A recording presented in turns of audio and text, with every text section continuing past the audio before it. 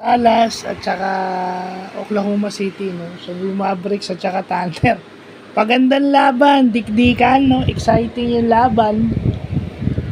Palitan ng basket, hindi mo malalaman kung sino mananalo, pero yun. Yung nagpanalo doon sa Dallas is yung free throws. 2 free throws na napasok ni PJ Washington at yung mga baskets ni PJ Washington. No? Given na yun si Kyrie tsaka si Luka, pero pag pinapasahan mo to si PJ Washington, nagdi-deliver. No? At hindi ito sinisisi ni Luka tsaka ni Kyrie, di ba? Kumbaga, binibigyan pa nga nila ng kumpiyansa, unlike dun sa isa.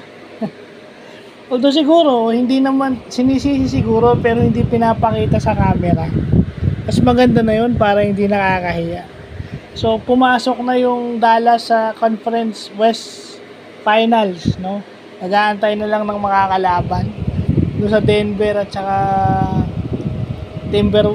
sa Nuggets at saka sa Timberwolves, no? So kahit sino naman ang makalaban ng Dallas doon, magandang laban 'yun. Luka is hurt, playing hurt. So paano mo i-stopin yung tao na may injury pero maganda pa rin ang laro? At saka si Kyrie, syempre, paano mo siya dedepensahan? Yun yung magandang tema sa playoffs. Anong depensa ang ibibigay mo sa star player?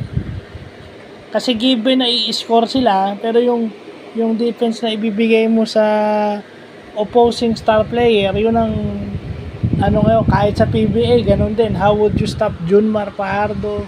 How would you stop yung si Christian Stallhardinger and si Jape?